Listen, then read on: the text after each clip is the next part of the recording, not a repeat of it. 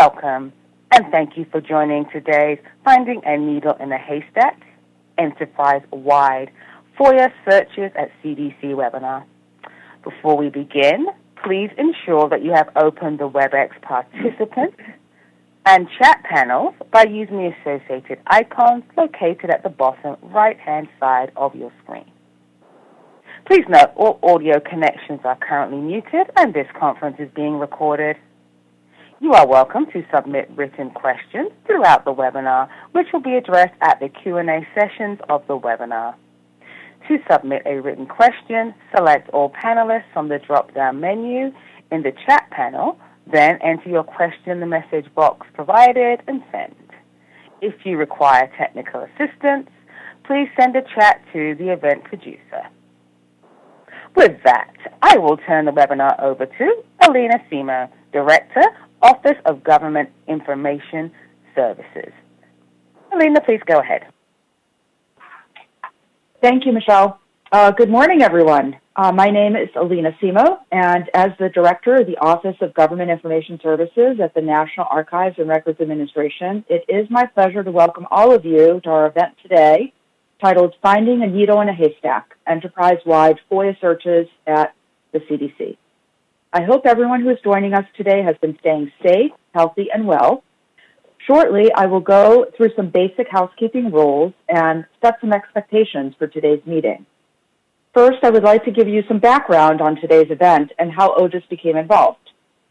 As many of you know, OGIS is the federal FOIA ombudsman, and in that role, we work to improve the FOIA process in a number of different ways, by reviewing agency compliance, by offering dispute resolution services to assist requesters and agencies, by chairing and managing bodies like the FOIA Advisory Committee and co-chairing the Chief FOIA Officers Council, and more.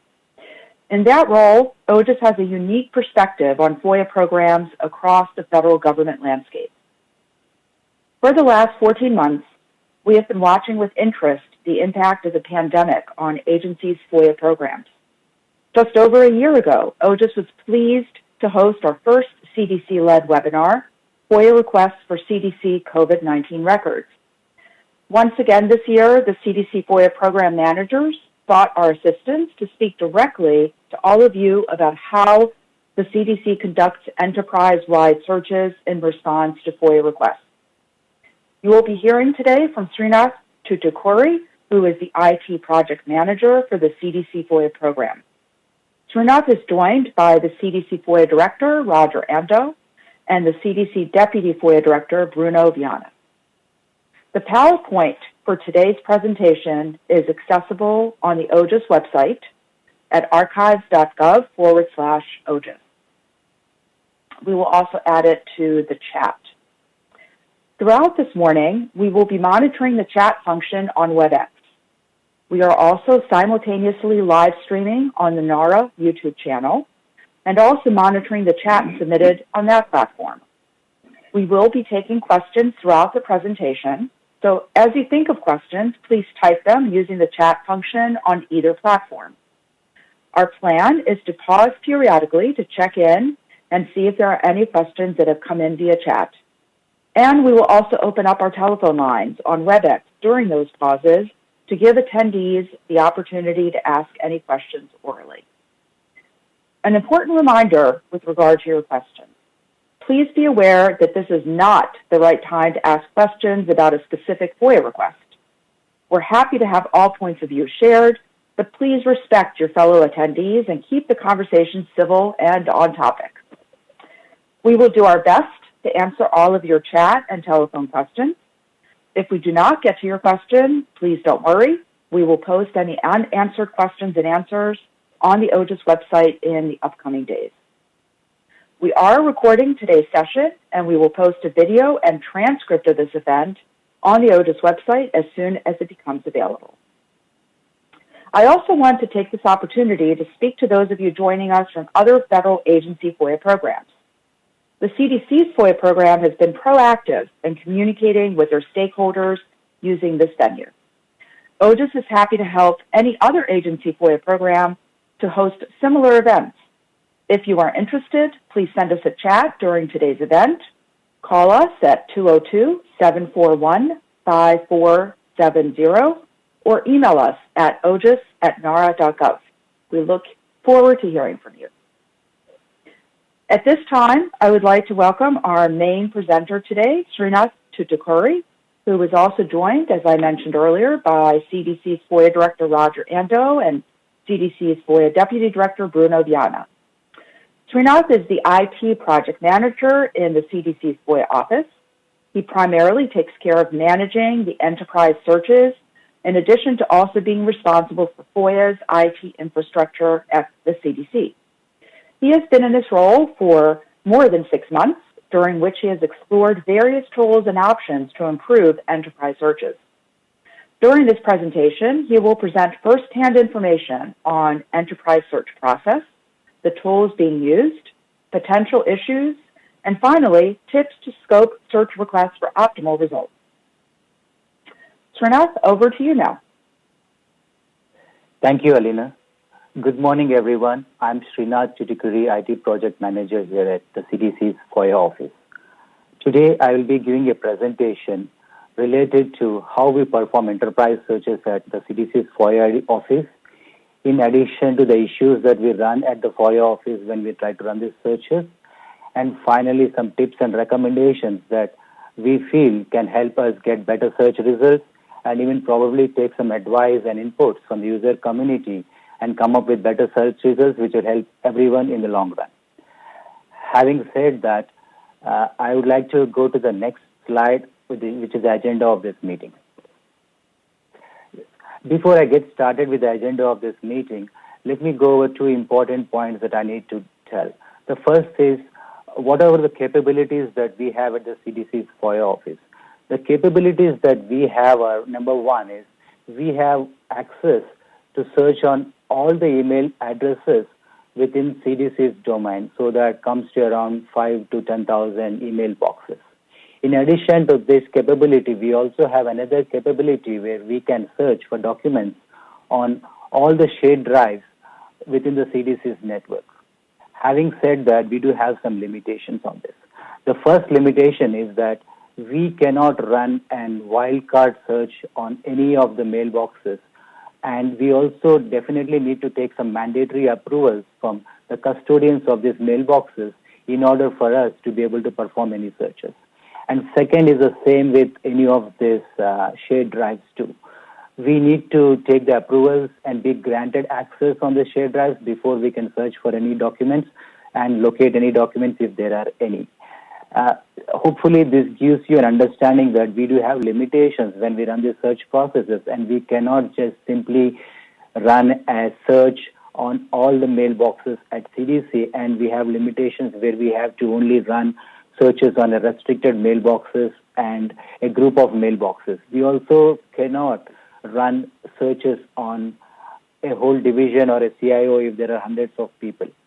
Hopefully this gives a clear understanding before we can delve deeper into how the agenda of this meeting actually. So the agenda of this meeting has been divided into 4 categories.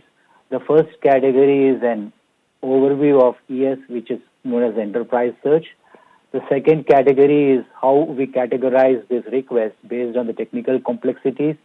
And the third is the issues that we run into when we perform these enterprise searches. And the last is what are the improvements that we would suggest based on the observations that we have seen when we perform these enterprise searches.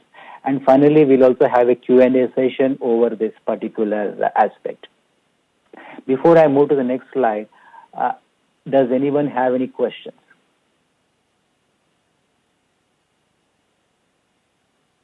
Ladies and gentlemen, if you'd like to ask a question via phone, please press #2 on your telephone keypad to enter the question queue. Once again, pressing #2 will enter you into the question queue, or you may enter your question into the chat box. So right now we have no questions on chat. So go ahead. Thank you, Elena. Let me go to the next slide. So the first category, which talks about the enterprise search overview, is split into 3 categories. The first category talks about the process flow. The second category talks about the tools that we use. And the third category is one of the most important features that we use to really fine-tune our search results, which is known as dedupe and containment. Any questions on these 3 slides so far? Once again, pressing pound 2 will enter you into the question queue. Yeah. I don't see any questions on the line, and those questions in the chat. Sure. Let me go to the next slide, the ES process flow. Yes. So this slide pretty much gives a bird's eye view or a complete understanding of how the enterprise search process is performed at the FOIA office here. So even before we get an enterprise search into the technical team, the enterprise search is pretty much analyzed and vetted by the FOIA analyst to make sure that relevant information is present. The most key information that we need to perform an enterprise search is, 1, the custodian email mailboxes, and the second is the time span. Without these two pieces of information, we cannot proceed with any enterprise searches. Just in case the requester has not provided us the custodian email mailboxes, our FOIA analysts contact the relevant subject matter experts and get us the relevant custodian details for us to perform this search. The same goes with the time span too. If there is no time span, the subject matter experts provide us the time span information too. So once this information is provided to us, we analyze the search request to see if it needs any keywords. Sometimes the keywords are also provided by the requester. Sometimes if there are no keywords, they come in from our subject matter experts. Or if there are no keywords given, I or one of my team members goes through the request and gathers and understands the search request and comes up with the keywords to perform a search. Any questions so far on how the analyzed search aspect of the enterprise search? I do not see any questions on the line, and no questions in chat. Sure. Thank you. Let me go to the next step in the enterprise search process. So once we have the keywords, the custodian mailboxes, and the time span defined, we take this information and plug it into our primary search tool, which is the Microsoft Office 365 compliance. I will be going over how this tool, the capabilities of this tool in the future slides. But for now, we simply take this details or enter this information as filters into this and put it into the Office 365 compliance tool, which is a graphical user interface which pretty much hooks into the Microsoft Exchange server and brings us out all the emails from the Exchange server. Once this information is available to us, we have some next steps that we follow. But before I go to the next step, does anyone have any questions related to this aspect on Office 365 search so far? No questions in chat. And there are no questions on the phone. Sure. Thank you. Generally, the next step that we follow is we try to eliminate clutter. However, we do not eliminate any clutter because if the requester has specifically stated that they're not interested in any subscriptions or newsletters, we hold back and we simply perform the search. But if the requester has explicitly given us instructions that they're not interested in any subscriptions or newsletters, we try to eliminate the details too. I do see one question regarding what is Nuix here.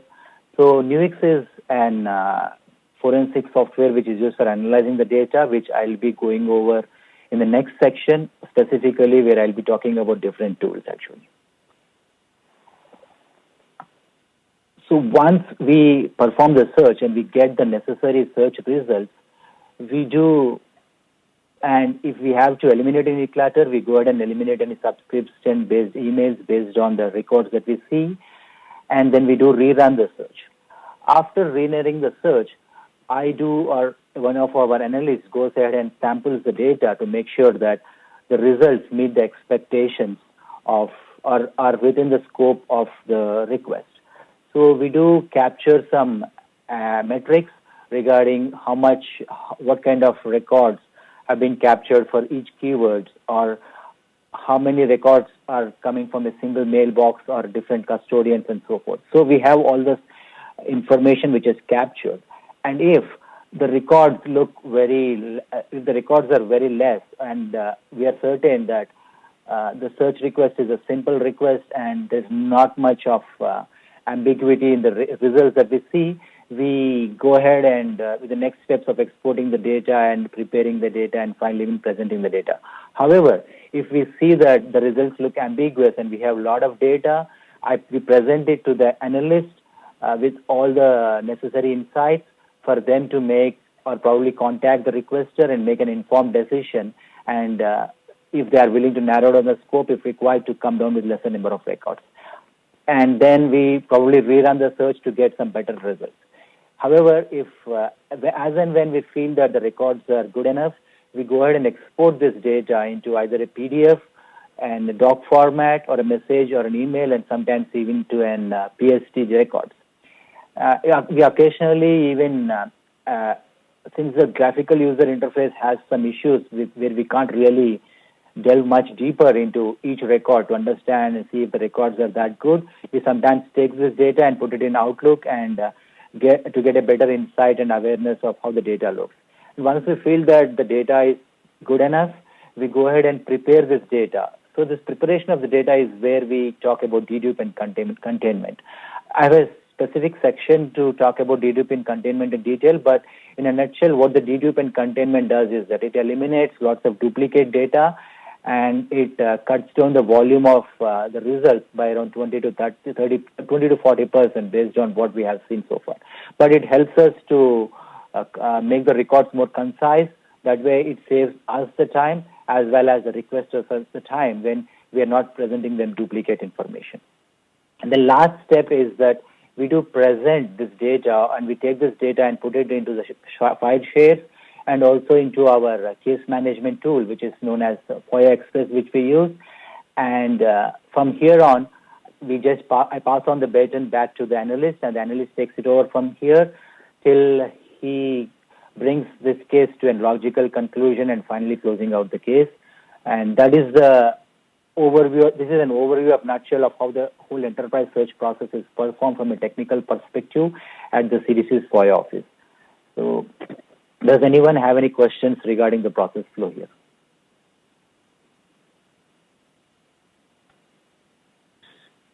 No new questions in the chat so far. Yes, I do see one. I did see one. Yeah. Yes, Srinath, go ahead. I was going to say, you see the same question I do, right? Yes.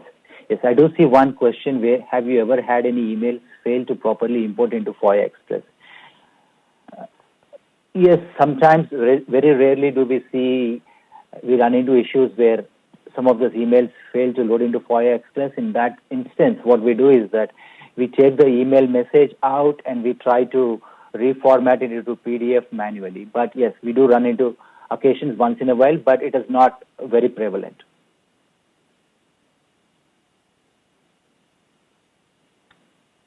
You're welcome. Any additional questions? That individual clarified more specifically, they come in as their native format rather than the proper format. Maybe you could talk a little bit about the format that they're going to come into.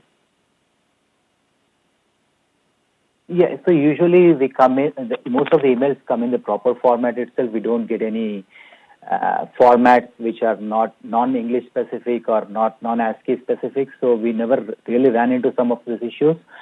However, one issue we do run occasionally is that when emails are encrypted, it prevents those emails from being converted into PDF documents. So what we do is that we have to sometimes take those encrypted emails and probably even figure out a way of either going back to the requester to get that email for us and de-encrypt that email and probably put it back into FOIA Express in a different format and resolve the issue. So hopefully that answers the question.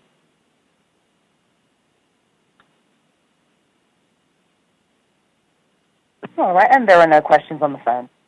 Yeah, I do see another question. Can you repeat the prepared data process? Yeah, sure, definitely.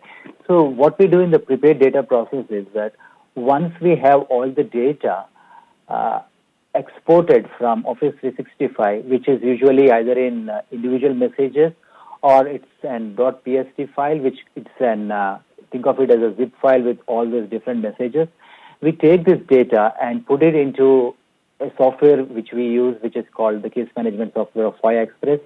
And we run this data into that software, which is known as dedupe and containment. When we do the dedupe and containment, what really happens is that all duplicate messages are eliminated. So to give you an example is that, let's say I'm running an search on 5 custodian email boxes, and I had sent an email to 5 people, and 5 of them are the CC. During the dedupe process, what happens is that it only picks one email, one unique email, rather than the 5 emails. That way, it saves us 4 records which are eliminated from the total set. And when I talk about containment, what it really means is that, let's say there is a conversation between myself and another user, and we have 15 different emails going back and forth. What the containment process really does is that it eliminates all the individual emails and gets the last email of the email chain. So what really happens is that it saves us from having to go through each individual email, and it eliminates the emails which are contained within the final email. So typically what we have observed, as I said in the past, is that the dedupe and containment process reduces the record volumes by 20 to 40%, while making sure that the scope of the search results is still intact. Hopefully this answers your question, Edwin.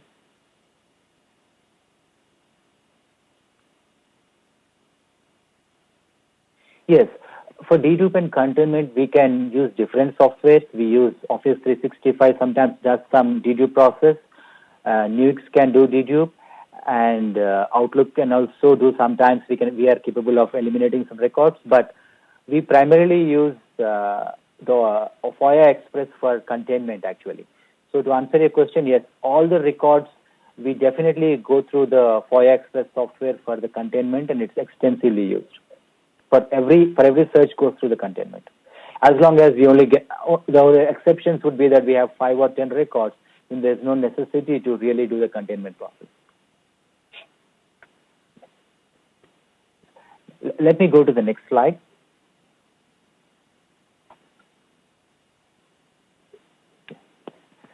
And I did go over some of the tools that we spoke about during the previous slide, but I can go over each of the different tools that we use here at the FOIA office to make sure that we are able to get the best results out. So any search that is performed at the FOIA office primarily first goes through the Microsoft 365 compliance tool. So the way it runs is that, as I said, this tool is a graphical user interface, which is a web-based interface, which has filters to perform searches. The different filter options that we have are, it gives us an ability to search on keywords, then the subject of the email, the recipients of this email, the participants of an email, as well as who the sender is, and the most important aspect is running the search on the custodians of this email, and finally a date range. Without the custodians and date range, we do not do any search, because it's going to be a wild goose chase, and the search can take forever, and we're not going to get any productive results, actually. As I said, the tool is very simple, and it gives us insight. It's the first step for us to really get all the data, and based on our observation, if the scope is well defined and the record count is less, we do get our records are much more precise, and we feel if we are confident at this level, we just go ahead and move and skip running the search in these records in any other tools. However, if we do get lots of data and we feel that the search does not look that great, or the results can be ambiguous at times, and if the record count is less than like 100 or 50 records, we simply take the records, all this data in a PSD file, and quickly analyze it in Outlook. And that is then a very quick way of looking at the records for us to analyze if the data looks good, or probably even eliminate any records which are not needed. And usually we stick to, we seldom go to the Outlook process, but if required, we do it if the record volumes are less. And the next step is that we do not really go into FOIA Express to do any searches.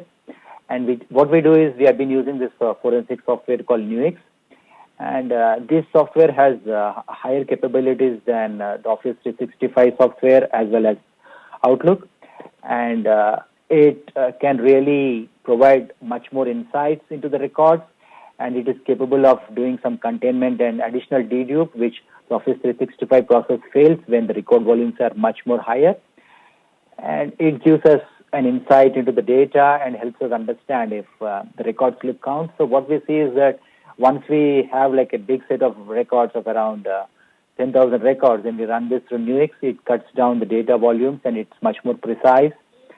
And it gives us a lot of options to give insights, like it groups the data based on subsets, groupings based on topics, and it also gives us different domains and how many emails are coming in from each domain. Then it also gives us a better ability to like cut down. Let's say the user feels that I'm only interested in all the emails sent from CDC.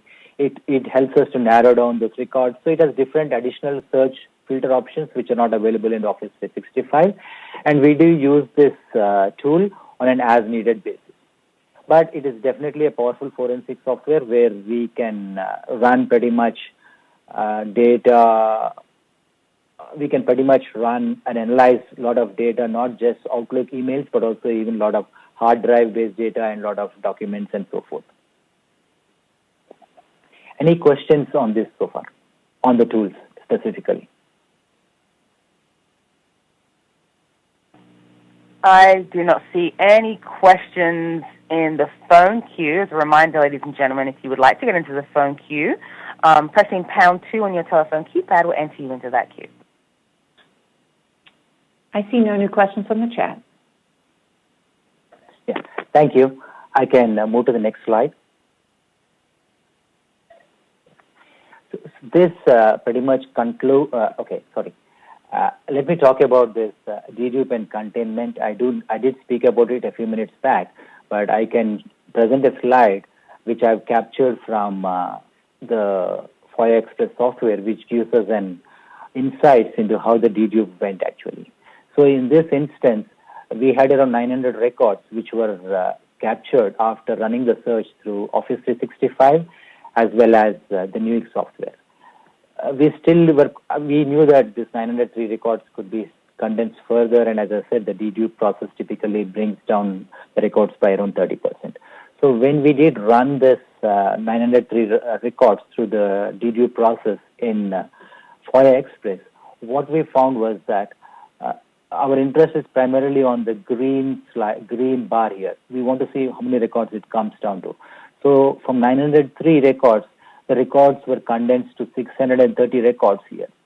And the next thing is that it also gives us the number of records which were eliminated as part of the containment process. So in this instance, 273 records were eliminated as part of the containment process. It was not able to eliminate any duplicates. The reason is because all these duplicates were already eliminated by Office 365 as well as Nuix. So we were able to condense the record volumes for 903 to 630, which translates to a reduction of around 30 to 35% of records. Just to give you an overview, each record on an average translates to around 4 pages. So in a perspective, 600 records roughly goes to around 2,500 pages of data, which needs to be analyzed by the analyst again and presented to the final requester. So the containment process helps us in greatly actually in reducing this volume of records while keeping the scope intact, and saves time for the analyst as well as for the end requester. Any questions on this, on the dedupe and containment? There are no questions on the phone line. No chat questions either. Thank you. Thank you. I can move to the next slide. So that pretty much concludes the first section of the overview or the bird's eye view of the enterprise search process at CDC. So the different aspects that I did cover were the process flow, then the different tools that we use, and also the dedupe process. Let me move to the next section, which is how the technical team categorizes the enterprise search process.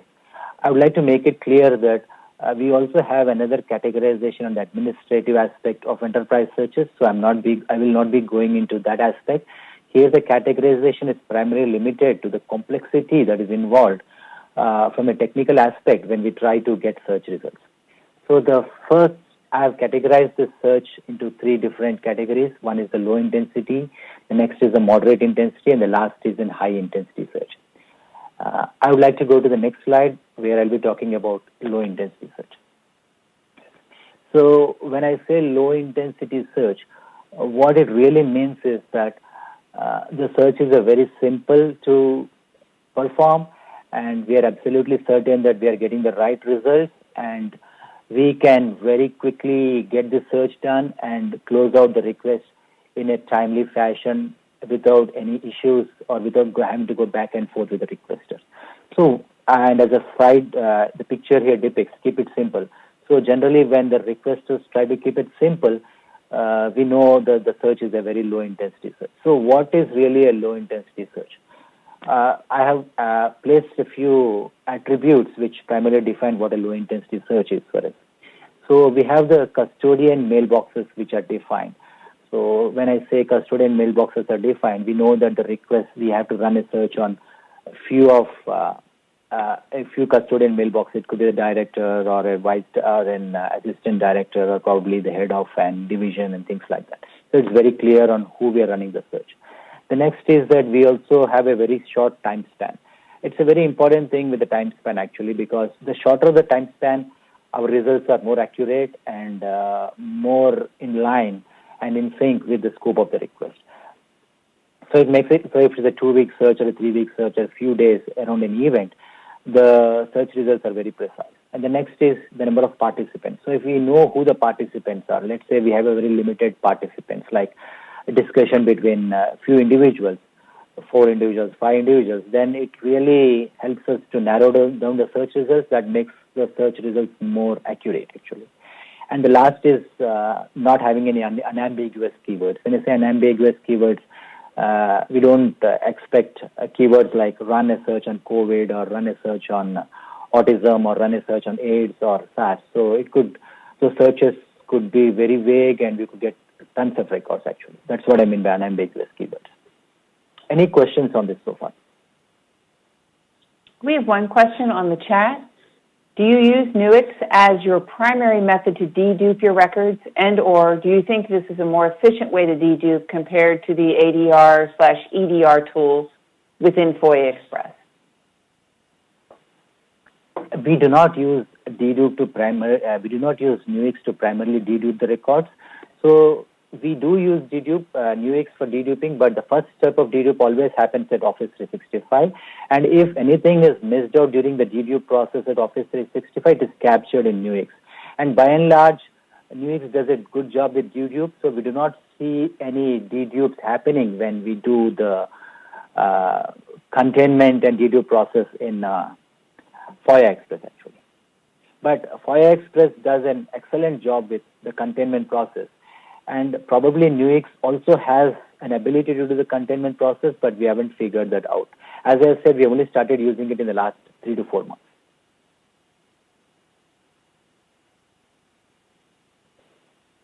Does that answer your question? Okay, sure.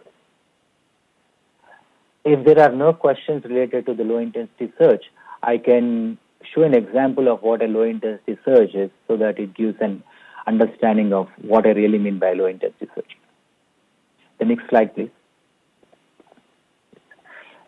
Here is an example of a low intensity search, and I'll give like 15 seconds for you to go ahead and read the content of the low intensity search.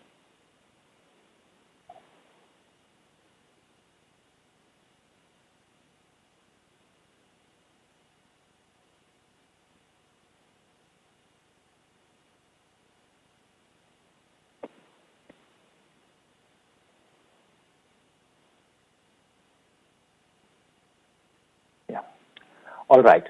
So the requester here has requested for all email communication between the CDC's director and the Office of the Vice President, Mike Pence, between September 10th and October 1st.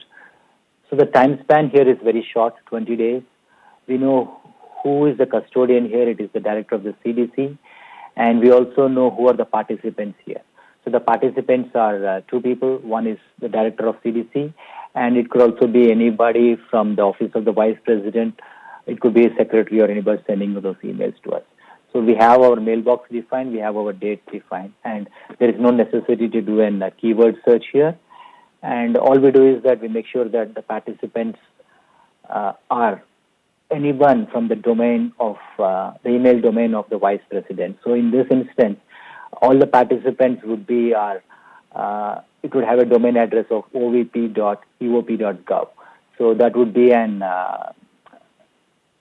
partial content or a suffix within the email address of any emails coming in from the Office of the Vice President.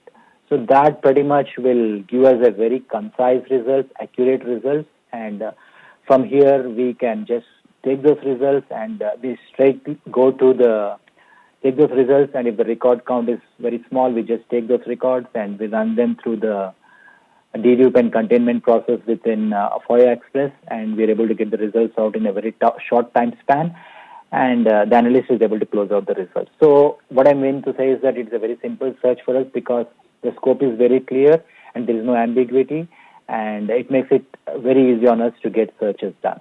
So if our requester communities can provide us searches which are very specific and very low intensity, it helps us in the long run. Any questions on this example?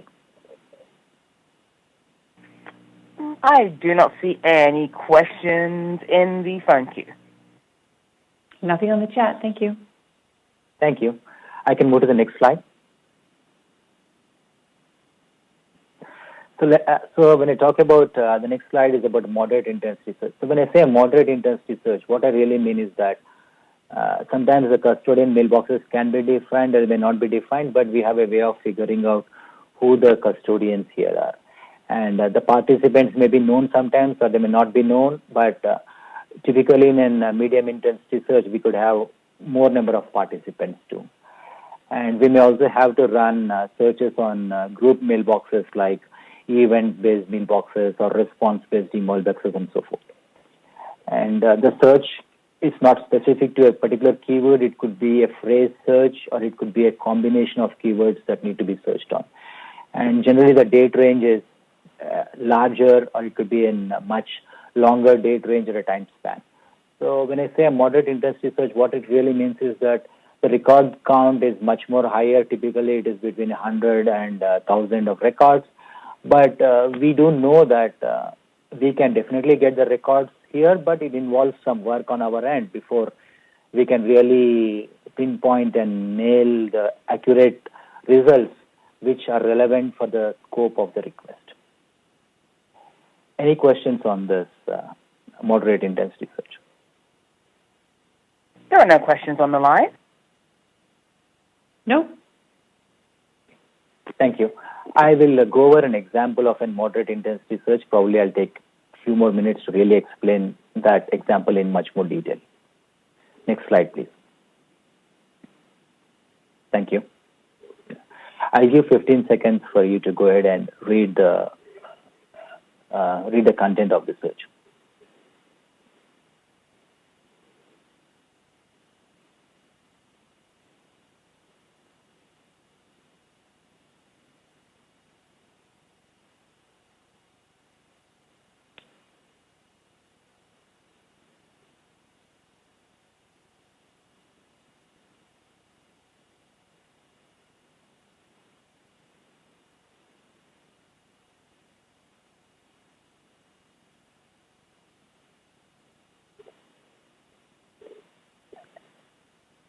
All right.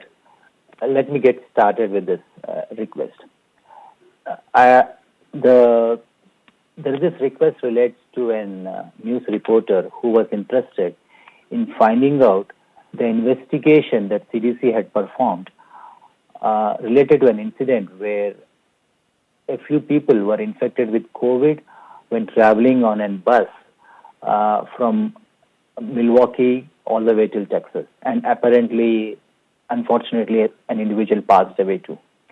So the event details, if you look at the email, says it's around October 13th, 2020 when the event happened. So in this instance, we do not have any custodian mailboxes to search on, nor do we have a time frame on where to perform the search.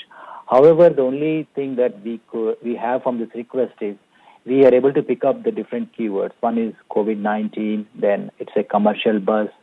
It has reference to a particular company, a bus company, El Tornado, then in a place which is Seneca Foods, and some of the different stops like Laredo, Chicago, Wisconsin, and so on.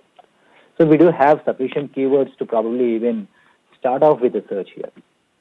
So what happens here is that our analyst goes to probably contacts the relevant subject matter experts and was able to identify the people who really performed this investigation. So we did get the custodians from them, and they're also provided as a time frame on when to perform this search. So we had the custodians now, and we also had the time frame. So any questions so far on this? There are no questions on the line. No questions yet. Thank you. Sure. Thank you. Please, to the next slide. Yeah. So we did take the keywords, the custodian mailboxes, and the date range, and we did perform a search on the Office 365 tool on the Exchange server. So the way we did the search was that we had to come up with an concatenated phrase or come up with a set of keywords where we had to use either an Boolean search of and or probably to draw some results and do some analysis on it. So what we really did was that we said, let's do a search based on bus and any of these keywords, Milwaukee or different places here, San Antonio, Dallas, and so forth, or it's a motor coach and any of the different places here within this particular date range. So based on the search that we ran, we were able to get around, I think I don't remember the exact figure, but it is a few hundreds of records. And I believe we had probably around 3 or 4 custodians who did, on whose mailboxes we had to perform this search. So we came up with around 400 or 500 records, and we were quickly able to ascertain that, yes, these records look in sync with what the requester is looking for. I usually we do some sampling of a few records here and there to see if the records look relevant and the keywords look relevant. So in this instance, we were able to identify that within the subject of each email, which says COVID-19 bus contact or land conveyance, bus investigation, those things which are highlighted in yellow show those particular keywords being captured. And we also did see some emails which were like newsletters and news articles, reports, and things like that, which were news articles which were not really relevant to the investigation. So we had to eliminate those, we call them clutter, because these are noise emails which are not really relevant to the investigation. So we had to eliminate newsletters as well as subscription emails and things like that. And we were able to cut down some of those results. But still we had a large number of records, and we did know that Office 365 can sometimes be a little haywire here, where it's not really accurate. Because Office 365 generally is not going to be very accurate when we have multiple keywords and we have a combination of phrases and multiple custodians. So that is when we really need to go to the next level. So in this instance, after eliminating most of this noise-based emails, we took these records and we put them into Nuix. And Nuix did a much better job of eliminating some records which really didn't make sense. Because when we were doing phrase-based searches and combination of keywords, it did come up with records which were not relevant. So it cut down some of those records actually.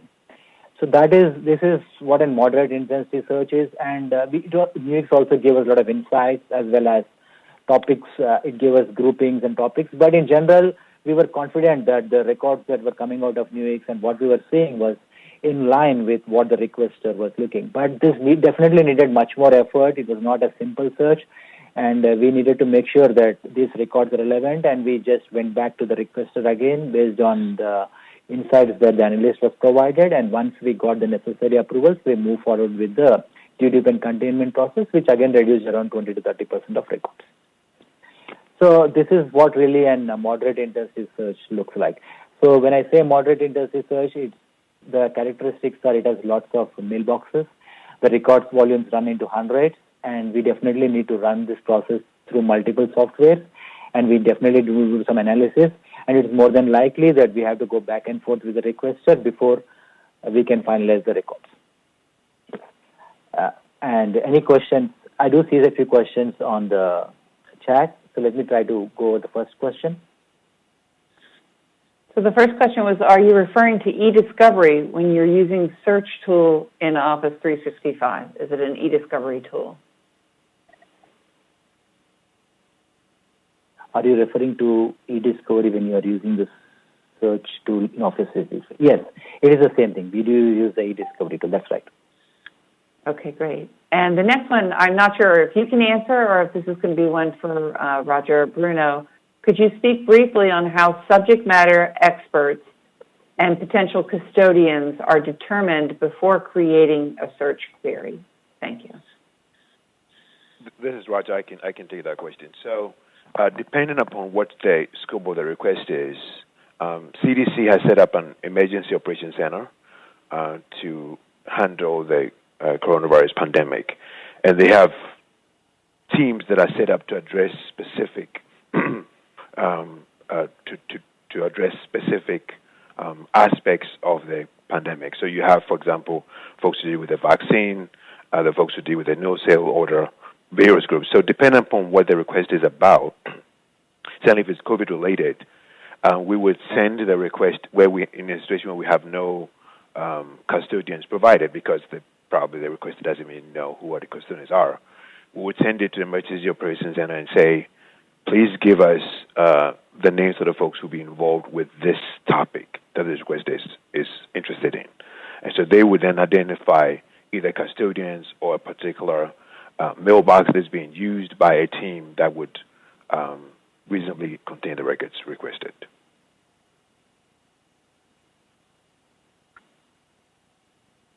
Does that answer the question? I don't see anything else in the chat, so I think we'll assume yes unless we hear something more. Thank you.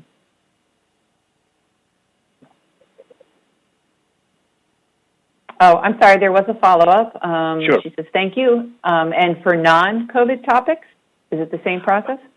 For non-COVID topics, the same process, but the process would be, we would identify the program office within CDC that is likely to have the responsive records and send it to them and say, we've received this request, we need you to provide the documents, and if they want us to conduct the search, they would provide the names of the custodians whose email boxes we search against.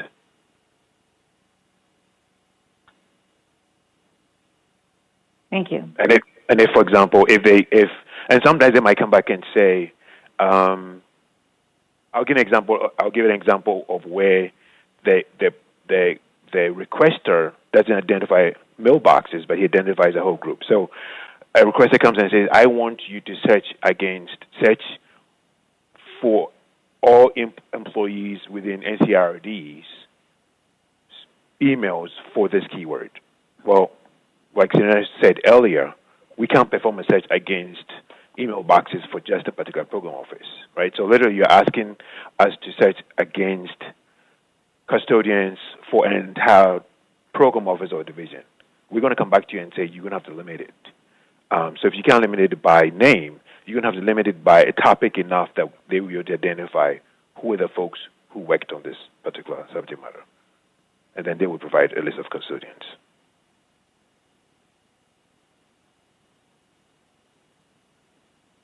Thanks, Roger. No other questions? Sure. Yeah. Thank you. And if there are no questions, I can move to the next slide. Okay. So I'm going to talk about a high-intensity search here. And if you look at the picture there, the person there is me, who is bald and lost his hair because of the type of request I got. I'm just kidding. So typically what happens in an high-intensity search is that we do not, the biggest characteristic of an high-intensity search is that the scope of the request is very vague.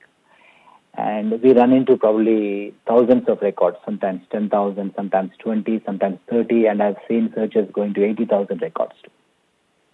So why do we get such kind of records actually? So if you look at the characteristics here, we don't have a clear custodian mailbox defined sometimes. Sometimes we have too many custodian mailboxes defined. Okay? And the next is sometimes we do not know the participants in this email conversation. So when we do not know the participants, it's possible that there could be a discussion with so many people on this particular topic, and it could go to any extent where it becomes very difficult to identify which emails are really relevant to the scope of this request actually.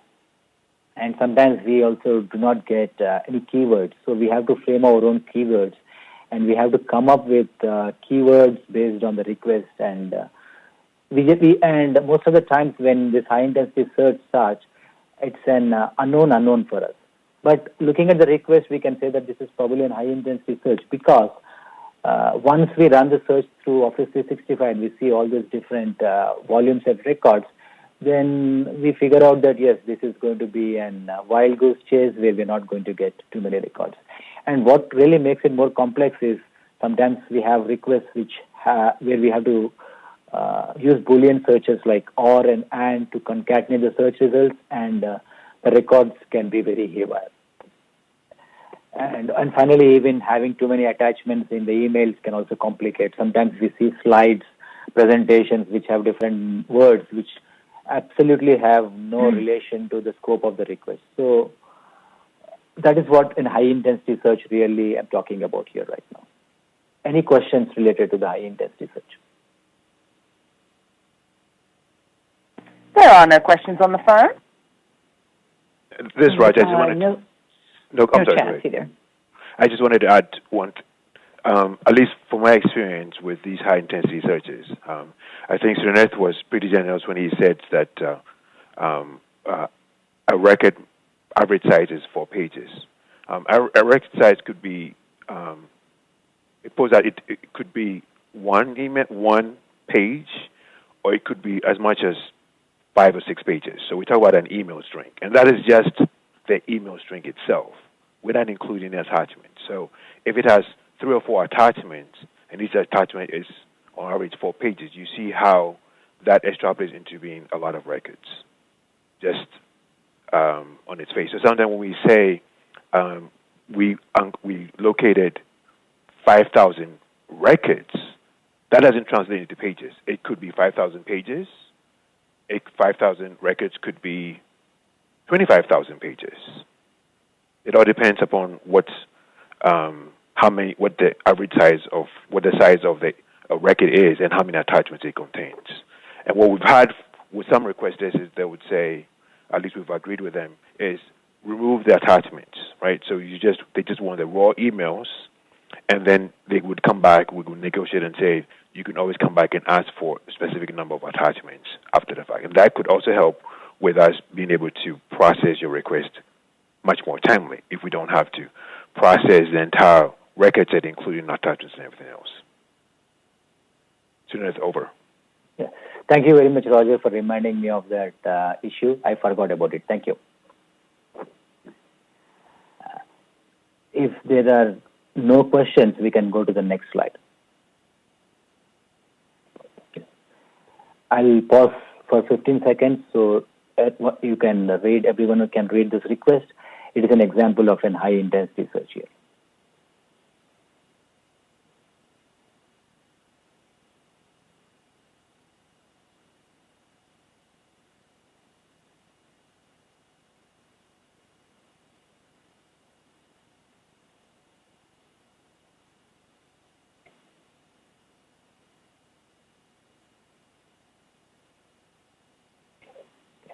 All right.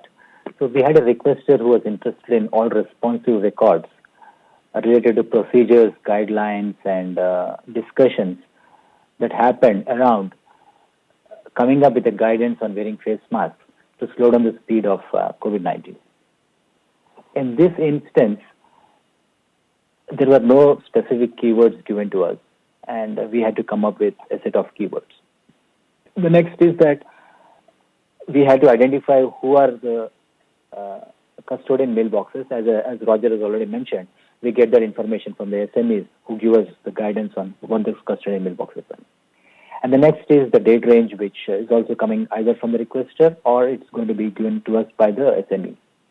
So in this instance, the keywords that were identified as face masks, face coverings, respirators, and N95. See, these were the different 4 keywords that we were given.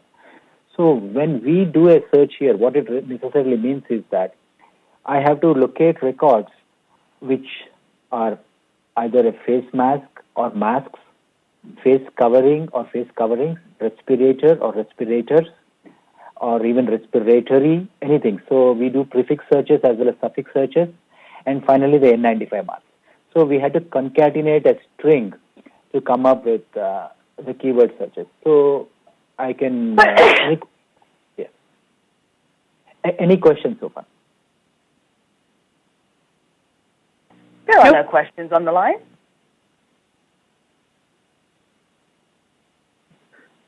I can move to the next slide, which shows the results of the search results actually.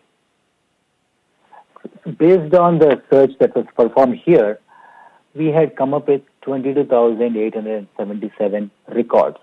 So I'm only talking about unique emails actually. It's not the number of pages. So if we do, and these were the insights that we got based on the preliminary search that we did in Office 365. For mask, it came up with 12,000 records. For respirator, it was 12,000. Face and cover was 6,000. So the total records were around 22,000 records here. And just keep in mind that these emails were only emails sent by these 4 users, which were like high-level officials within CDC. We only had 4 high-level officials, and we are not even talking about emails which were sent to them. So the volume of records here was very high, just 22,000 records. Looking at these results, I do know that probably since it is 4 mailboxes and I do a dedupe and containment, I could probably come down to eliminate 40% of these records here. And the search analytics I'm providing here is only primarily at the Office 365 level, which probably is around 80% accurate at this point of time because I see so many records. So if I were to run this record through Nuix after dedupe and containment, I would probably come down to less than 10,000 or less than that. I cannot determine the records, but it's going to be less than that. But still, that's a huge number of records. So 10,000 and as even 5 pages for each record could translate to 50,000 records. So I don't think it is humanly possible for any of our analysts or even the requester to go through this 50,000 pages of data and digest this information and comprehend this information and come up with some reasonable analysis. So at this point of time, we simply make a determination letting the analysts know that this is going to be, the scope is too broad. We definitely need to narrow down the request. And these are the insights that I see, and these are the keywords that I see. So if the requester wants to make a determination on how the insights look, I go ahead and share all the information with him. So the requester goes back to the analyst and tries to narrow down the scope in this instance. However, in some instances, let's say we come with a few thousand, like 7,000, 8,000 records, and there are like lots of mailboxes. There's the custodian mailboxes are 15 or 16. Then I do know that there's a potential for a lot of duplicates. So in that instance, we do go through the dedupe process and probably even run through Nuix. And if it is less than 1,000 records, then probably we give it a shot and we try to go through the ultimate steps to prepare the data actually.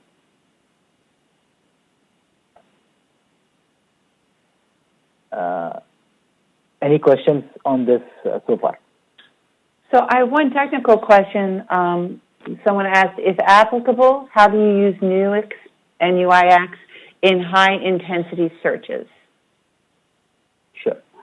So the way we use NUIX in high-intensity searches is that after the records have been filtered, or we get a first set of data from Office 365 search, which is the e-discovery search, we take the whole data as a PST file or even individual emails if it is in thousands. So if it is in the 10,000s, we don't take individual emails, we simply take the whole PST file. And we take that data and put it into NUIX. And we run the same search terms that we ran in Office 365.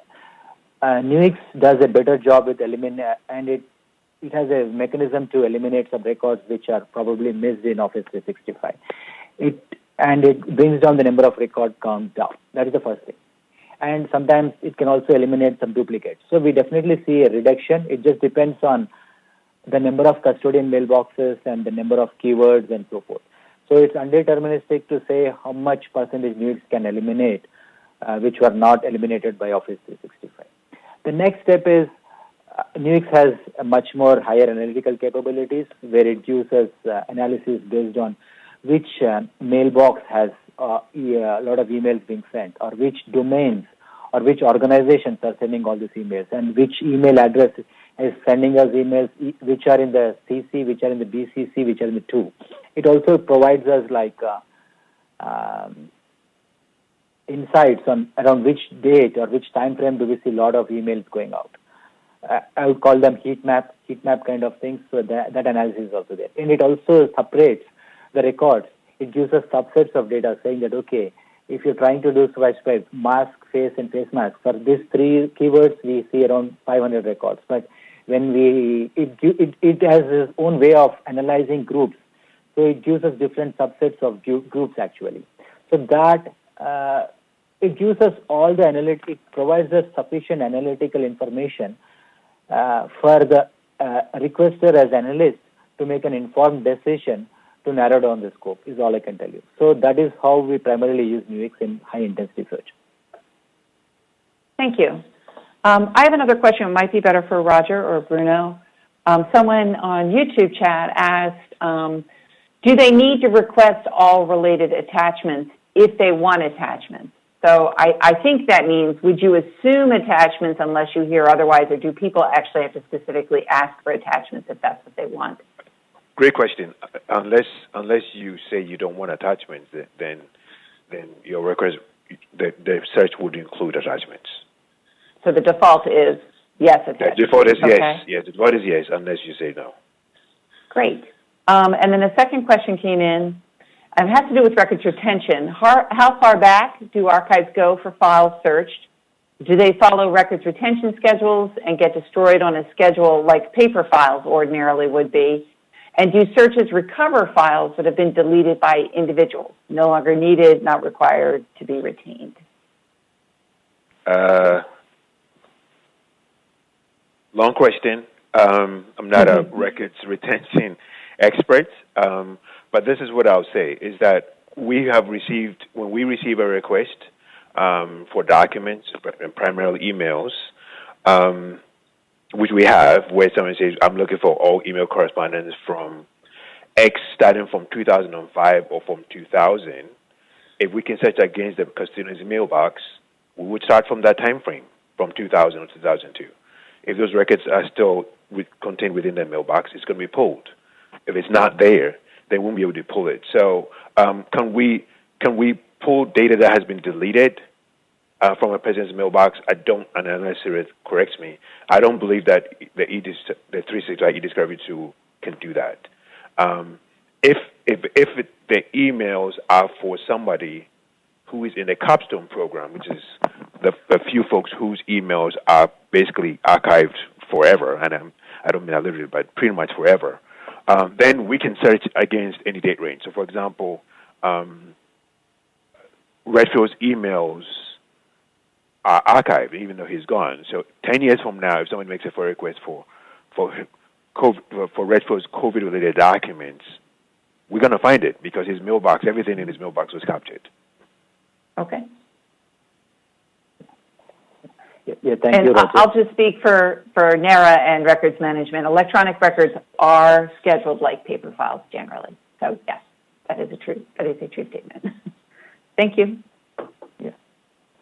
Yeah, thank you, Alina, and thank you, Roger. Yes, I just want to add one statement of this is that there is a record retention policy within CDC, and each mailbox is treated differently.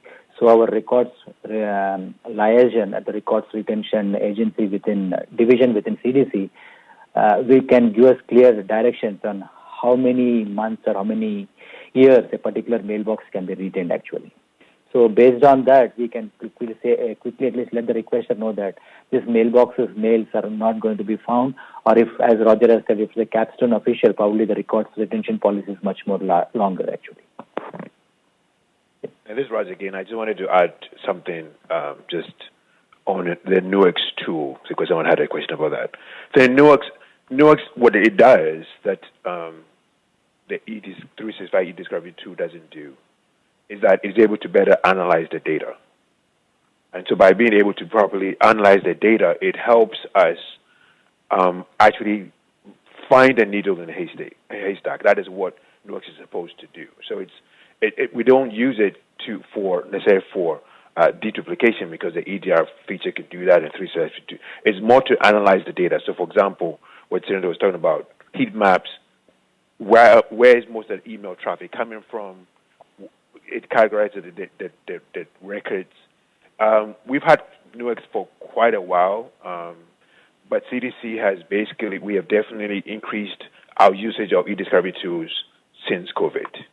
And so we're still a work in progress, and we continue to utilize the functionality of the system, but it certainly is a much more robust system for analyzing data than the e-discovery tool is or ADR is in helping us locate records. Thank you, Roger. Martha, you have a question on Twitter, right? Correct. We've been monitoring Twitter, and so we do have one question. What does CDC have available or will make available to help requesters better understand who the custodians would be for particular emails? Are there org charts or directories? They said it seems like CDC is placing the burden on the requester to know this. Well, let me to the extent that we place. My position is that in some situations, the FOIA requester, in a lot of situations, the FOIA requester may not know who the custodians are, and sometimes they do.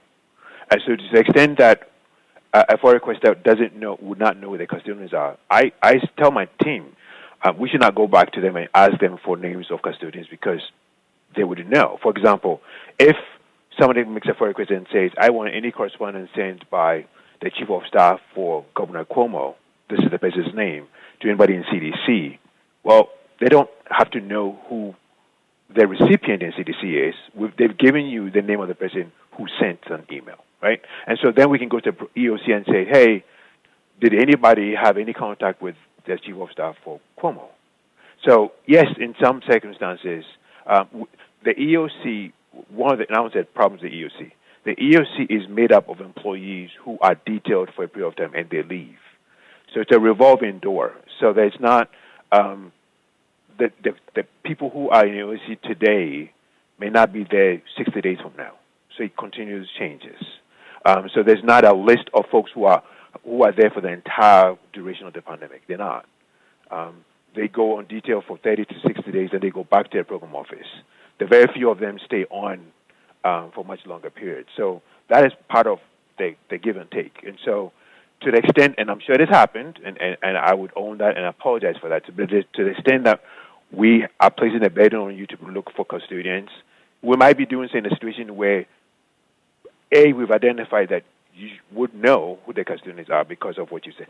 And in a situation where you don't know who the custodians are, then if you properly describe the topic matter, then it makes it easier for us to identify the custodians. I mean, for example, if you say, I want all correspondence about communications between CDC and CBP with regard to some particular topic, right? If the topic is scoped enough, we will be able to identify the folks within CDC who had any discussion, but not everyone, but at least the heavy hitters who were involved in the discussion. With regard to whether there's going to be an org chart, I'm not sure an org chart necessarily will be helpful unless you're talking about the heads of the units who don't change, but even then they change. I mean, the emergency, I think the manager of the EOC has not. We've gone through at least 3, I think, to date. So they change. So I think what is important is be very clear about what it is you're asking for. You don't have to give us clarity on the custodians, but be clear on what it is that you're looking for, and then we can take it from there. And to the extent that even they're not clear as who the custodians are, we'll come back to you and ask you to refine your ask so that we can identify who is having a discussion about what you're asking for.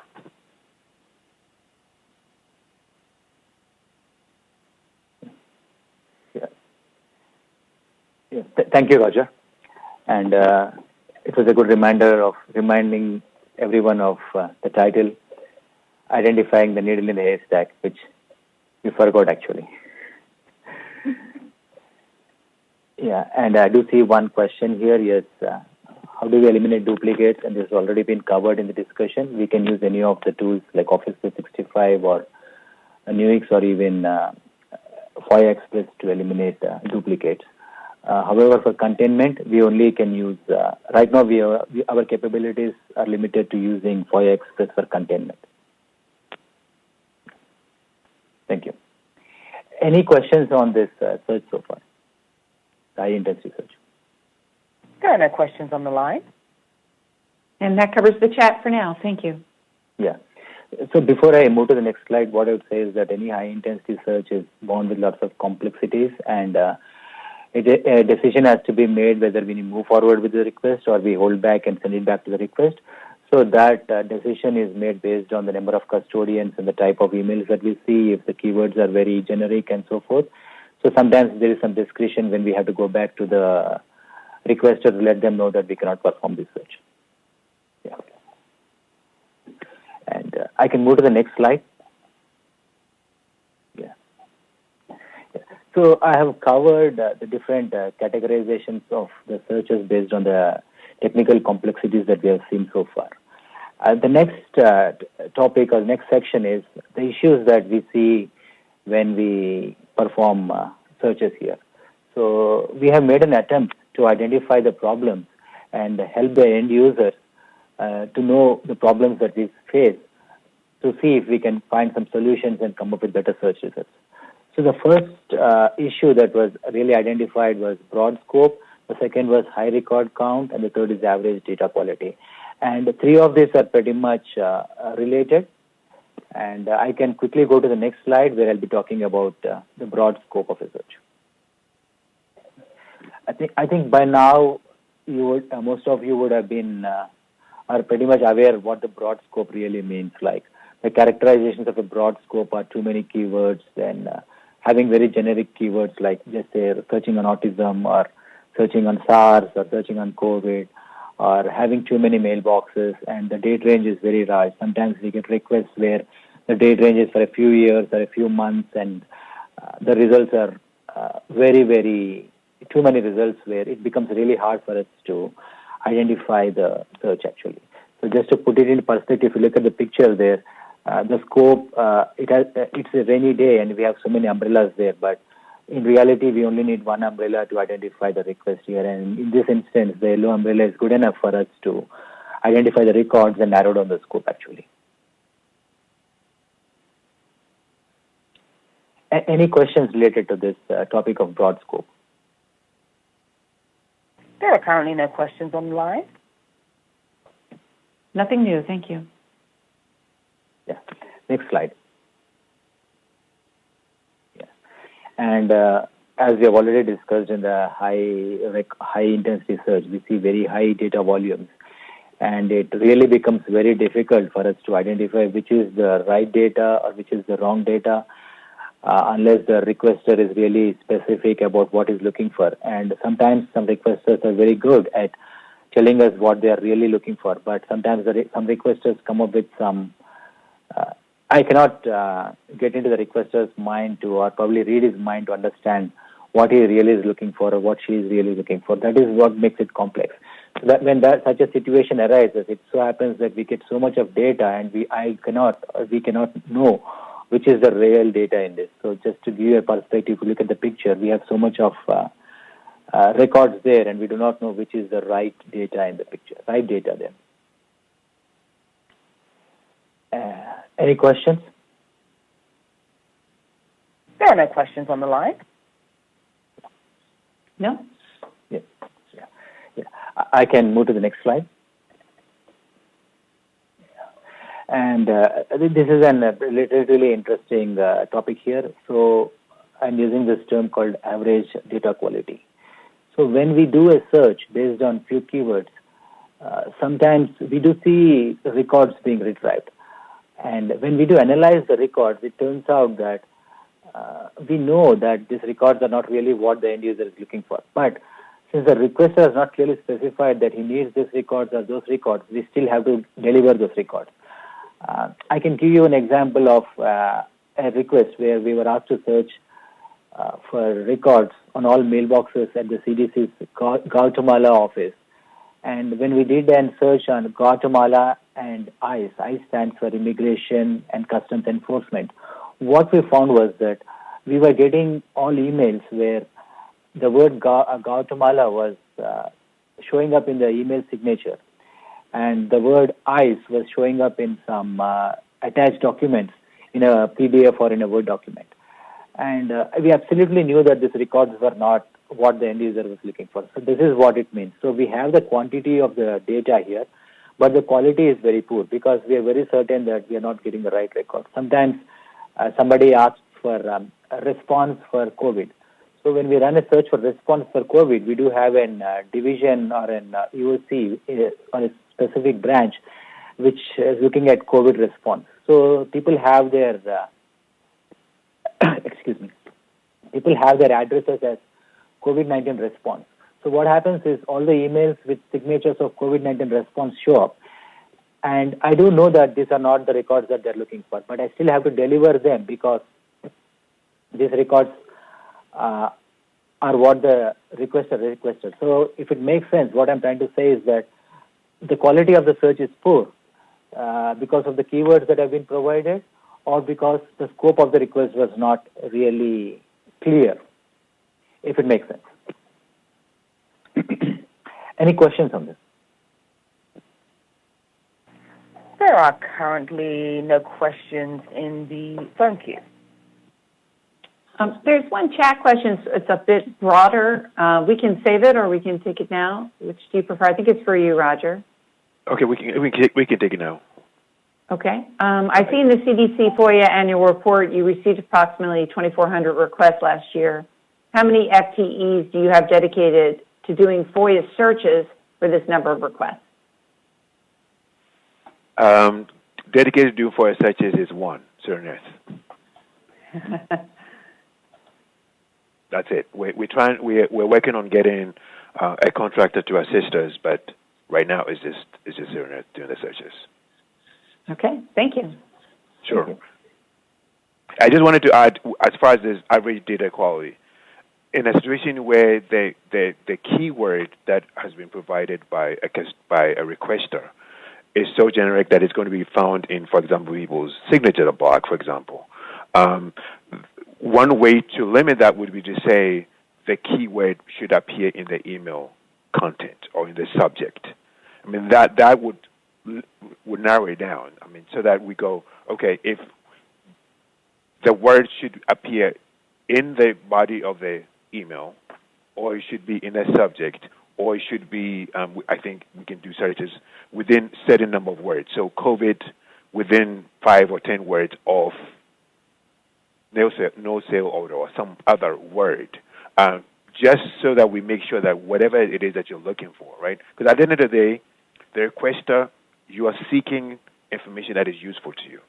And to the extent that we are looking and reviewing documents that are of no use to you, that is a waste of our time, that's a waste of your time, that results in a delay of response to you, because at the end of the day, you want information that's useful to you. And a lot of times when it comes to e-discovery searches, you as a requester can do a lot to help us improve, making sure that we have good data to provide to you by the way you scope your request and to the extent that you make it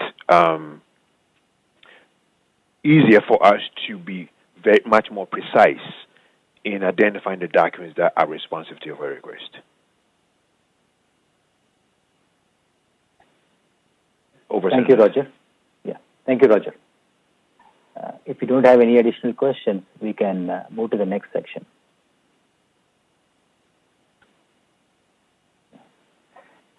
Yes, so far I've done a lot of complaining regarding issues, and we have done some analysis, and based on observations, we are glad that we have found some recommendations that we are willing to share with the end users, and also probably take any inputs or advices that you have for us so that we can come up with better search results. So hopefully this last section is going to be more intuitive and useful to all of you. So let me start with the first aspect of improved EES search when I say well-defined scope. So what does an well-defined scope really mean? So I've categorized this into three different sections.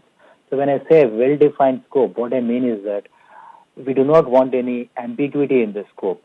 The requester needs to be very precise and concise in what he's looking for.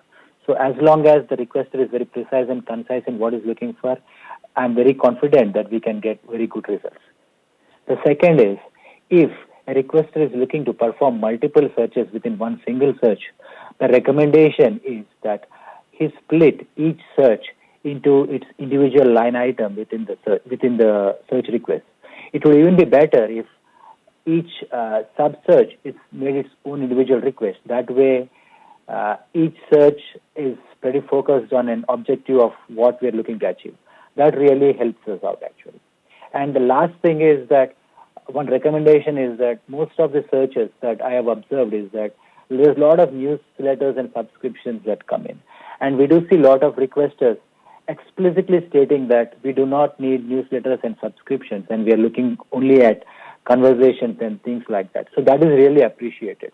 When we have these 3 or 4 items taken care of, when the scope is really well defined, it makes the search much more predictable.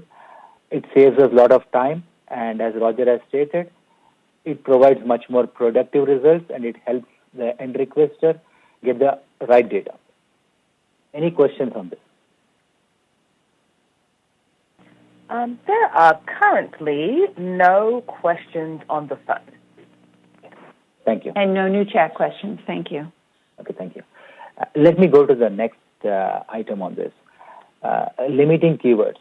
So when I say limiting keywords, what I mean is that it's always, sometimes we do get requests where requesters give us keywords and say we want to search on this keyword. They give us one subset of keywords, another subset of keywords, and say pick an or between this subset and that subset, or an and between this and that. So what happens is that when we have multiple keywords coming in, I absolutely know that the search results are very diluted, and we are getting a much more generic and abstract subset of data. So it's going to be a needle in a haystack here. That's for sure. So if the requester can be very concise or precise, saying that I'm only looking for this keyword or this keyword, that really helps us in narrowing down the searches. And the biggest recommendation I would say is that rather than using an and or an or search, the second recommendation is to go with a phrase search.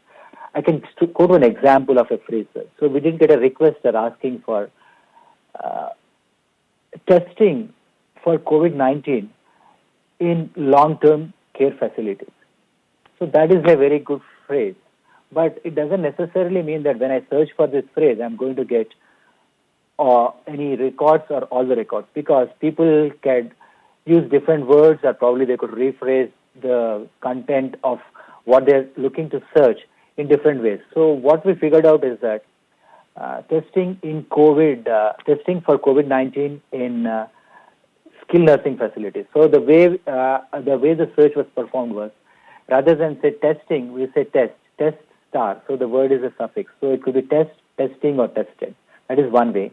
And the next is looking for testing within 5 or 10 words to the reference of COVID. Or it could be SARS, nCoV-19, or Corona, or things like that. So COVID is within testing is within COVID or SARS, nCoV-19, or Corona. And also, additionally, the term nursing skilled nursing facility could be referred to as SNF, long-term care facility (LTC), or long-term care facility, skilled nursing home, and things like that. So we just need to get creative with those words and try to come up with an phrase search, trying to add all the synonyms and capture those words. And what my observation has been that rather than doing an and search of COVID-19 and skilled nursing facility and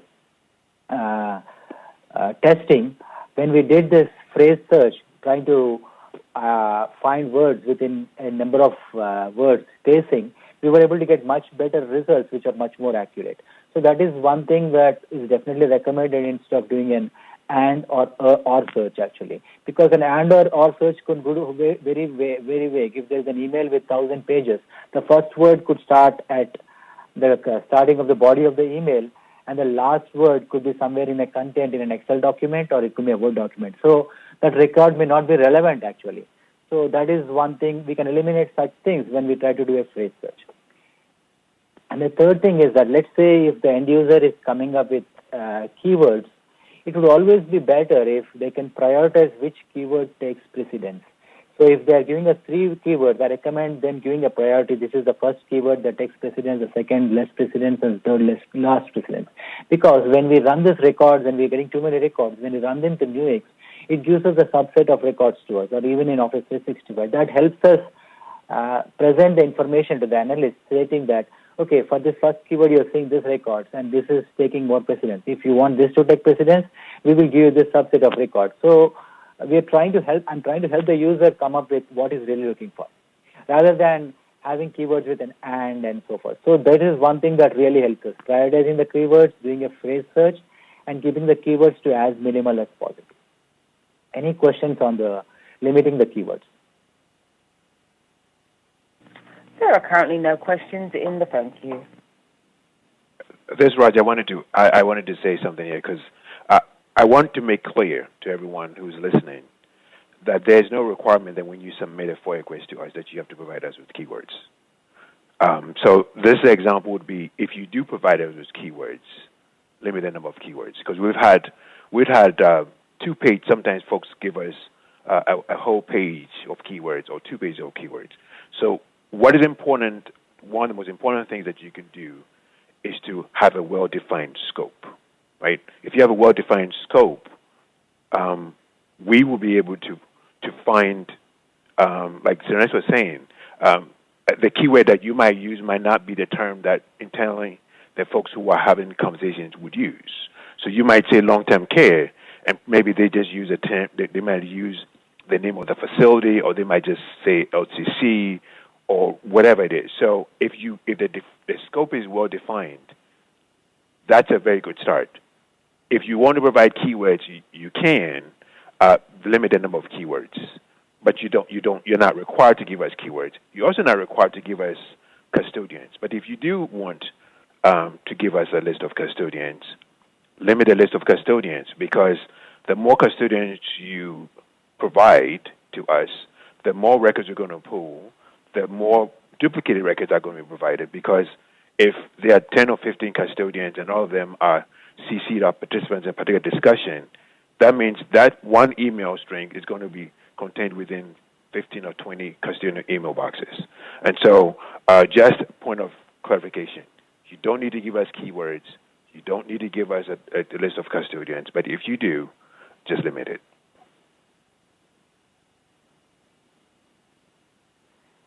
Thank you, Roger. It was very useful information and a very good reminder. And I can move to the next item, which is avoiding generic keywords. So when I say generic keywords, right, I do see I can give an example here. I see a lot of requests coming with autism. And I had one request where we were asked to search on a request on a custodian's mailbox who is a researcher on autism. So when we did a search on his mailbox, all his emails were all about autism. So we came up with 30,000 records of autism-based emails within a span of 3 months.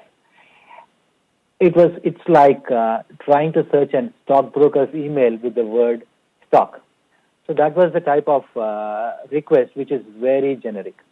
In this instance, the recommendation would be to, if you are giving some generic keywords, please also provide some supplemental keywords that will help us narrow down the search. So if somebody is sending us autism and we're searching the mailbox of an autism research, probably there is some medicine or there's a condition which is causing that. So something which can narrow down the search results or something which is more specifically that you're a subset of records within autism that you're looking for. So that really helps us out in the long run. And next is, as I said, one more example is about meat processing plant guidelines and things like that. So even that was very haywire, where we had lots of keywords, very generic and things like that. So I'm just giving an example of, if you give us generic keywords, also make sure that if you provide at least one supplemented keyword to narrow down the results. I can move to the next slide, which is to limit the number of custodians. As Roger has already gone over it, the more number of custodians that you are going to have, we are going to have more number of emails and more number of duplicates that we need to go through. So I'm hoping that I don't need to do that again and again. So the lesser number of custodians, we are going to get the lesser number of records, and it becomes a lot easier for us to really narrow down the search results. And the last item is reducing the time span of these searches actually. So if sometimes I do see requesters coming with 4 years time span or 5 years time span, and we find records, sometimes we don't find records because of the records retention policy, which is very different for each mailbox.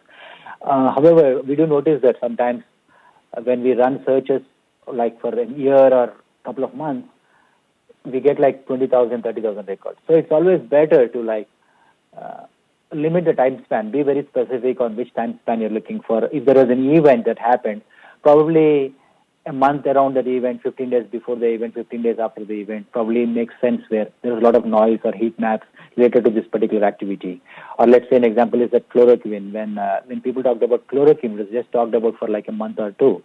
So if that 1 month or 2 months of time span can be identified, it really helps us to identify the right level of records actually. So these are some of these improvements actually, which will really help us get better search for you, the requesters actually. And if anybody has any questions for me, I'm willing to answer them related to this topic or this section. So, Srinath, this is Alina. We have a question actually from our side, Sure. from OGIS. Would you be able, and this is possibly a question also for Roger and Bruno, would you be able to talk a little bit about the role of the FOIA public liaison and whether when a very broad search is submitted, is the requester able to reach out to the FOIA public liaison who would be willing to help requesters draft a well-scoped request? Yeah, sure, Alina. I mean, I'll route the question to Roger. Roger, do you want to answer the question? Sure, and then Bruno can also. So, with CDC, yes, I've had requesters contact the FOIA public liaison, which I think now it's Bruno is listed at the FOIA public liaison, or they reach out to me. I'm more than happy to work with requesters to scope of the request. But at least from where I sit, it is much more advantageous for them to work. What we do when we get a FOIA request, it is assigned to an analyst, and that analyst handles that case from cradle to grave, right? So at some point in the process, if it's COVID, I'm going to see that request, review the request, and then it gets released. Oftentimes, the person who knows the day-to-day, the in and out, the SMEs, who has more details about the request would be the analyst. So my preference would be to first start off working with an analyst. If there's an impasse, and then you have to escalate it, I'll be more than happy to jump in. But I think if you start with an analyst, and most times, I think in most situations, they are able to work with the requesters to reformulate their request in a way that is satisfactory to both sides. Sometimes we have an impasse, and sometimes even they might have an impasse with me, just depending upon what you're asking for. So, for example, if somebody says, I want you to do a search against all the email boxes by particular program or division, we're going to have an impasse because I'm going to say we can't search against 300 or 400 custodians because Suresh cannot push a button to do that. He's going to have to manually put in every single email box for every single employee in that program division. That right there would be an unreasonable request, and it's going to take an unreasonable amount of time. So certainly, yes, you can contact the FOIA public liaison, you can contact me directly, you can contact Bruno to help you reform the request, but the person you really should start with would be the person who's assigned to your request, and that person's name is always in your acknowledgement letter that you receive. So you have the contact information of that person in your acknowledgement letter, and it's best to start with that person. Okay, great. Thanks. Martha, I think we have another question in the chat. Yes. So it was explained earlier that containment tools pull the last email string. However, what happens if multiple strings are created with recipients and CCs added or dropped and conversations going in multiple directions? Will the programs keep those break-off strings, or will they be eliminated by the program? That's a very good question, and I can take this question. I can answer it for you. Yes. So if there is a breakage or somebody changes the content of the email or adds a new recipient or deletes recipients, that chain is broken, and it so happens that another record is created. But when the analysts look at the record here, they make sure that sometimes if it is the same thing, it's missed as part of the containment, they can go ahead and delete the record if required. But it does break, if a chain is broken, it does create a new record, actually. So the containment will not work for that particular instance here.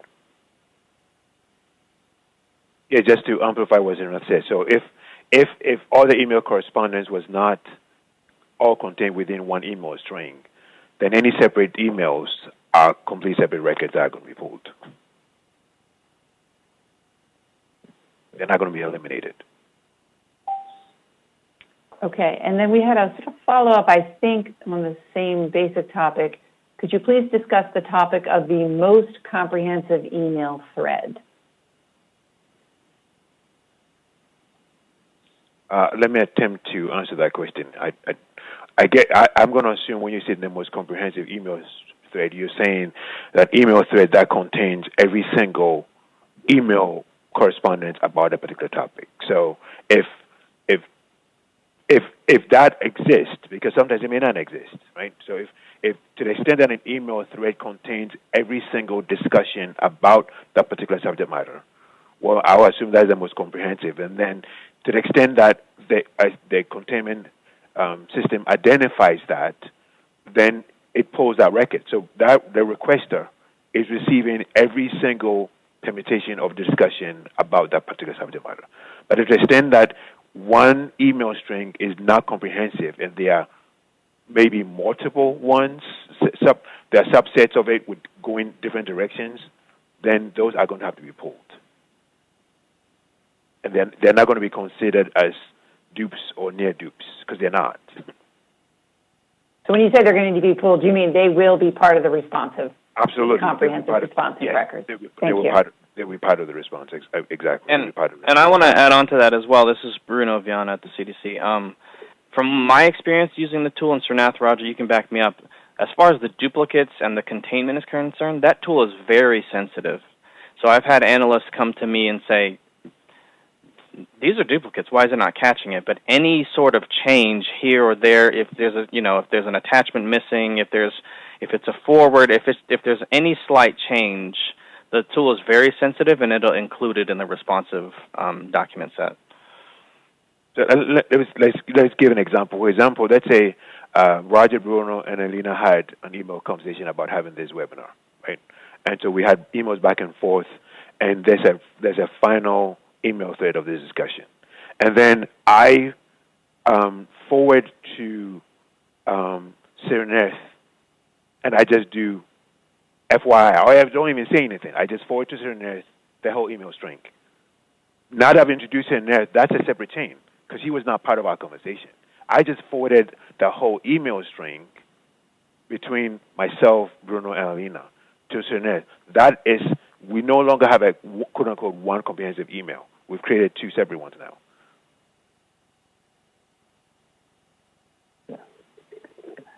Thank you, Roger, and thank you, Bruno, for reminding us.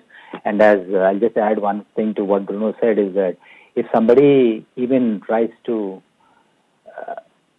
add a small line break within the email chain and forwards it to somebody else, it can create another chain altogether. So we'll end up having the same content or the same scope, but as Roger has said, multiple subsets of data now from the same information.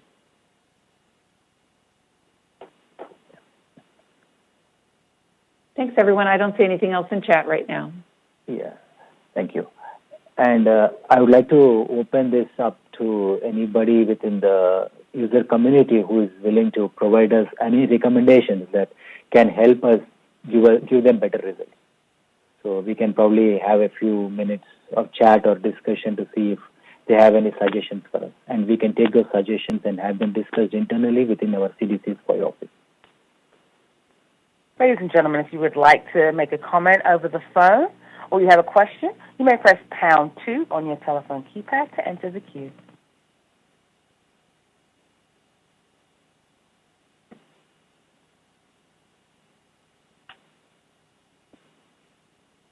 I think you've done such a great job answering questions as we've gone along that everyone has been silenced at this point. But we'll give everyone like a couple of minutes to absorb. And Srinath, I don't know if you want to ask Michelle to go to the next slide where your contact information is there. Yeah, sure, Alina. Yeah. Perfect. And we did get one commendation on chat that the information session was very helpful for understanding year-end in order to work together. So thank you. Thank you. Well, thank you very much.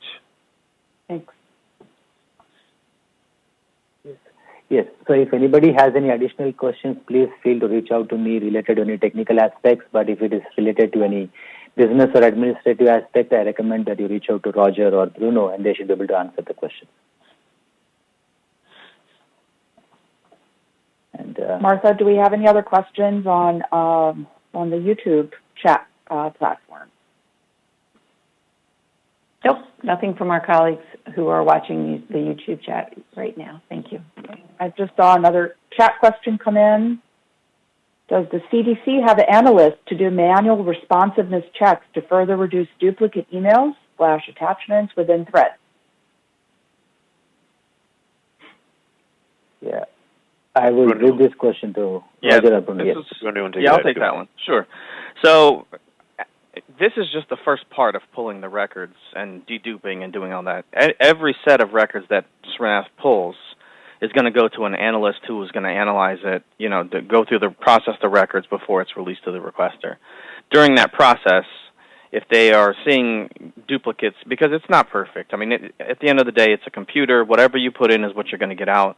So you still need that human eye to look at it to make sure that, everything is still responsive or it's not, we didn't pull a bunch of out-of-scope stuff for one reason or the other. So, yes, there's every package that goes out, a person will still look at it and do that analysis, and they look for duplicates. And, again, as much as a computer is imperfect, we are too. So there may be duplicates that we miss, but we take all the effort in the world to make sure that we catch those. And not just for the requester, but it also, it's easier on us if we can catch the duplicates. It's fewer pages that we got to go line by line and review, so it helps us out as well. So we definitely do that, review after Srinath's process. It definitely goes through another review before the release. And this, Roger, I wanted to add that in addition to the analyst who's assigned to review it, when I'm reviewing a COVID records or Bruno's reviewing COVID records, I'm also looking for everything. So to the extent that I see duplicate emails of the same that are contained within a comprehensive thread, if I could either say flag as a duplicate, or I might just leave it in, but I have to make sure that the web processes consistently. That's the biggest thing I have to watch for, is that separate email that is contained within a comprehensive email is not processed differently from the comprehensive one, right? So I have to make sure that is done accurately. And as far as attachment goes, that's a little bit more tricky when we talk about an attachment is a duplicate, right? If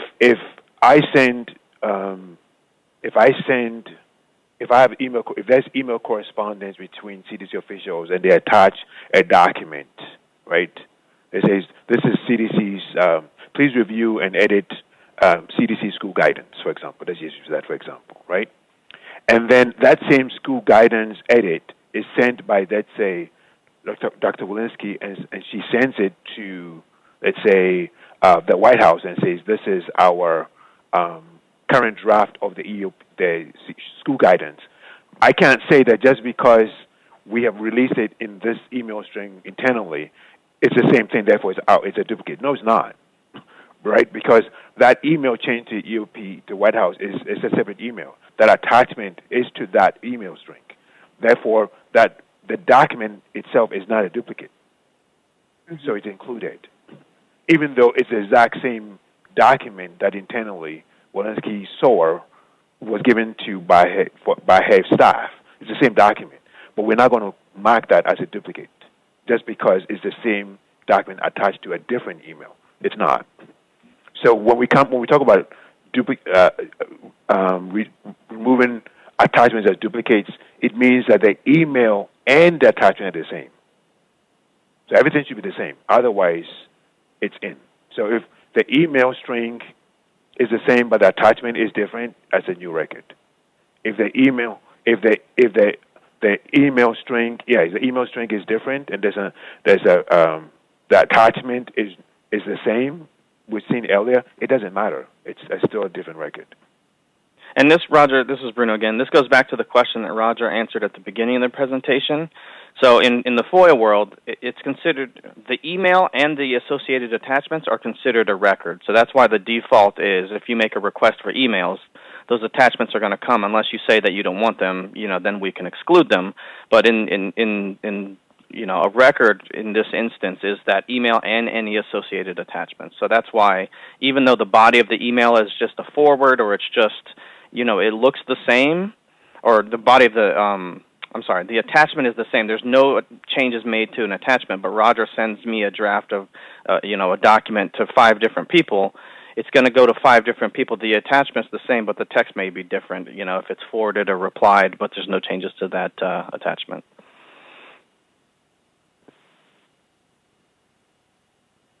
Martha, I think we have another couple of chat questions. Yes. So this is getting to communication between the analyst and the requester. Will the analyst reach out and say, your request is probably high intensity, can we talk about scope to get it to moderate or low?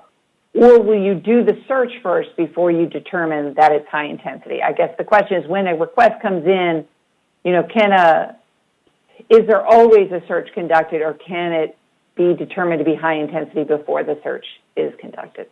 I think that's the question. Great. Yeah, this is Roger. I think, at least from my experience, some request on its face will be a high-intensity search without you having to do a search.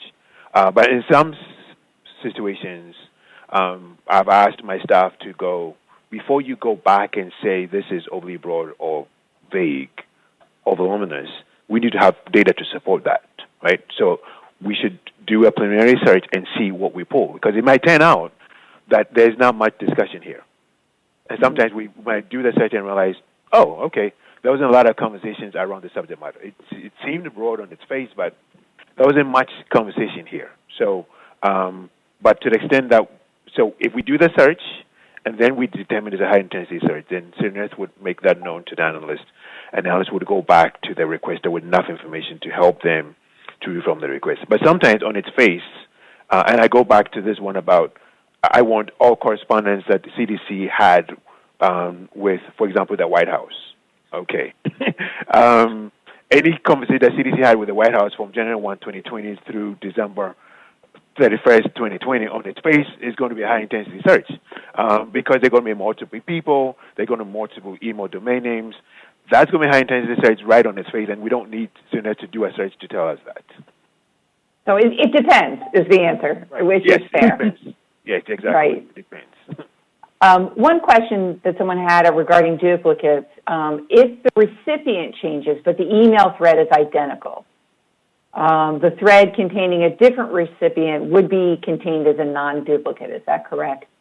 That's so correct. The content is exactly the same, but you've got a different recipient. It's a different email. It's a different email, yes. Okay.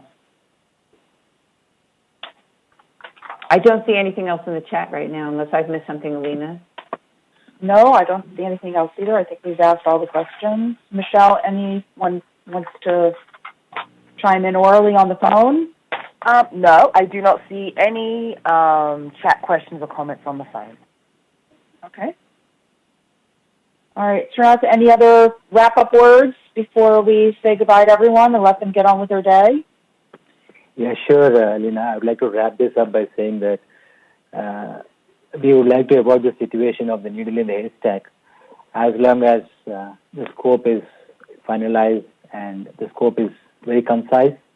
I think the biggest takeaway from this session would be that if the requester can provide us the right scope, it makes their life and our life a lot easier. And I thank you all for giving me this opportunity to present at today's session, and I thank our partners at OGIS for giving this opportunity for me to present this information, and hopefully this is a helpful session, and it helps us to even cut down on our search results. Thank you. Thanks. Roger and Bruno, any other parting thoughts before we say goodbye to our folks? Bruno, you want to go first? Sure, I will. I just want to say thank you again to OGIS, and I would recommend any other FOIA offices, reach out and use their services as well. They're great about advertising events and organizing, running them, moderating, doing all the work. So they make us look good. We do the easy part. So we really appreciate that. Yeah, I also would echo that, and I'll encourage any federal agency that's listening in to take advantage of the opportunity that OGIS has given to us to communicate with their requesters about their FOIA requests. I think the more we can communicate and the more we can let requesters know the challenges that we have to go through, what we have to do, I think the better it is for all of us. And I want to say, at least on behalf of CDC, FOIA office, and the agency, is that we take our job in responding to FOIA requests very seriously, and we work tirelessly. I have to say that we work tirelessly every day to make sure that we get respond timely to FOIA requests. Are we perfect? No. Are we close to being perfect? No. But we try hardest every day to get there, and this is part of what we're trying to do is to hopefully get FOIA requesters to understand that they can help us meet that goal of getting responses to them as timely as we can. Thank you. Great message, Roger, during Public Service Recognition Week. So I think, yes, we're all tireless government employees. Well, thank you all very much today, Srinatha, Roger, and Bruno. You've all done a great job of covering a lot of important material. I think everyone will find it very helpful. They have your contact information if they have any follow-up questions. I want to thank everyone for joining us today. I hope everyone and their families remain safe, healthy, and resilient. Take care, everyone, and have a great day. Goodbye.